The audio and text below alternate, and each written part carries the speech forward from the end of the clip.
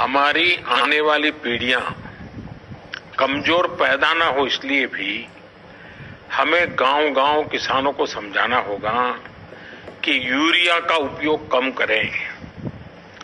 Urea के कारण बहुत बड़े संकट आ रहे हैं।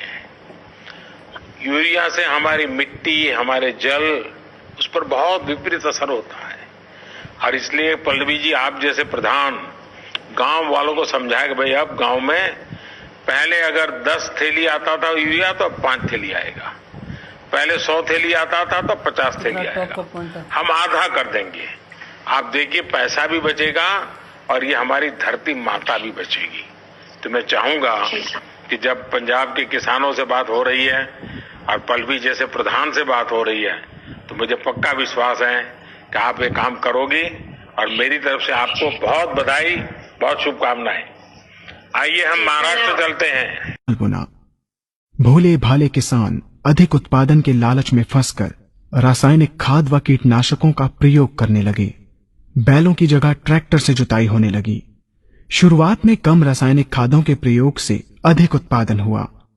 धीरे धीरे रासायनिक खादों के प्रयोग के कारण भूमि की उर्वरा शक्ति क्षीण होने लगी, जिसकी वजह से उत्पादन घटने लगा तथा फसलें कमजोर होने लगी। फसलों के कमजोर होने के कारण उनमें रोग व कीट लगने लगे। रोग व कीटों से फसल की सुरक्षा के लिए और अधिक कीटनाशकों का प्रयोग होने लगा।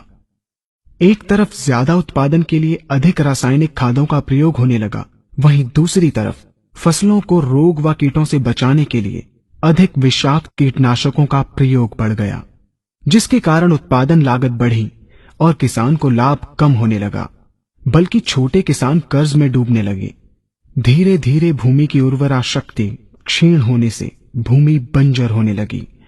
रासायनिक खाद व कीटनाशकों के कारण खाद्यान्न भी विषाक्त हो गए तथा जलवायु भी प्रदूषित हो गई, जिसके कारण मानव, पशु पक्षियों के स्वास्थ्य पर प्रतिकूल प्रभाव पड़ा, जिसका परिणाम आपके सामने है।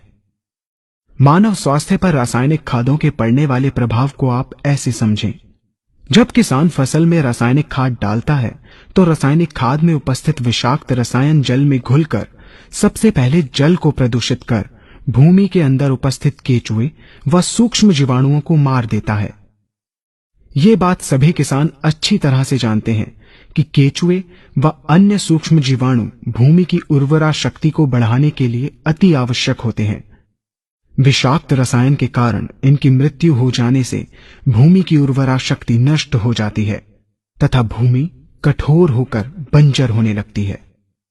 रासायनिक खादों के विषाक्त रसायन पानी के माध्यम से अन्य खनिजों के साथ फसल के अंदर पहुंचकर फसलों को विषाक्त बना देते हैं। बाद में जब खाद्यान्न के रूप में मनुष्य या अन्य पशु इन्हें खाते हैं तो ये विषाक्त रसायन मानव स्वास्थ्य पर बहुत ही बुरा प्रभाव डालते हैं तथा मनुष्य के अंदर तरह तरह के रोग उत्पन्न करते हैं।